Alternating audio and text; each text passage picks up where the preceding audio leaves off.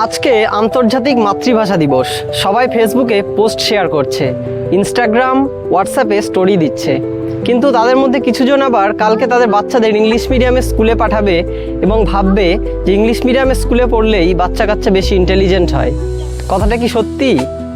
না, একদমই মিথ্যা। ইংরেজিতে ভাষায় পড়লেই কোনো বাচ্চা বেশি ইন্টেলিজেন্ট হয় না, তার উল্টোটা। মাতৃভাষায় কোনো একটা বাচ্চা শিক্ষা লাভ করলে সে সবথেকে বেশি সহজে সেটি তাড়াতাড়ি বুঝতে পারে। এটি পরীক্ষালব্ধ এবং গবেষণা দ্বারা স্বীকৃত। কিন্তু ইংরেজি ভাষার প্রতি আমাদের এই ইনফিরিয়রিটি কেন? আমরা ইংরেজি ভাষাটাকে সুপিরিয়র কেন মনে করি? এটা আমাদের মেন্টালিটিতে ঢোকানো হয়েছে। ব্রিটিশ আমলে যখন তারা আমাদের দেশে শাসন করতে আসলো, তখন থেকেই আমাদের মাথার মধ্যে ঢোকানো হয়েছে যে ইংরেজি ভাষা বেশি উন্নত, বেশি সুপিরিয়র। এবং তারপর থেকেই আমরা ইংরেজি ভাষাটাকে আলাদাভাবে দেখি। যে ইংরেজি বলতে পারে তাকে ইন্টেলিজেন্ট মনে করি।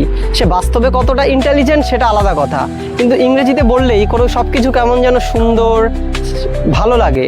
এই ভালো লাগাটাও কিন্তু আমাদের মানসিক, আমাদের মাথায় ঢোকানো ভালোবাসা। এই ভালোবাসাটা কিন্তু স্বতঃস্ফূর্ত নয়। ইংরেজি ভাষার গুরুত্ব ততটাই দেওয়া দরকার যতটা অন্য যে কোনো ভারতীয় ভাষা বা অন্য যে দেশের যে কোনো ভাষাটাকে আমরা দেই। ইংরেজি ভাষা আজকে কেন এই লেভেলে গেছে, এই জায়গায় গেছে, তার কারণ পুরোটাই ইকোনমিক্স।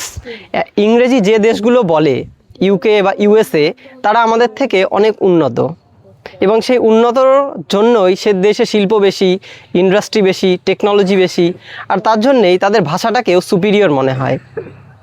প্রকৃতির কোনো কিন্তু ভাষা নেই। প্রকৃতির সব কিছু সবার কাছে সমান। ইলেকট্রন, প্রোটন, নিউট্রনের গঠন সবার কাছে সমান। নিউটনের সূত্র পৃথিবীর সব জায়গায় একইভাবে প্রযোজ্য। কিন্তু আমি যদি সেটাকে ইংরেজি বা বাংলাতে বলি তাহলেই সেটা আলাদা হয়ে যাবে, তা কিন্তু নয়।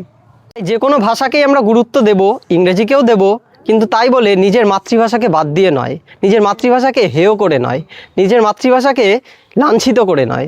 সমস্ত ভাষারই যথেষ্ট গুরুত্ব আছে।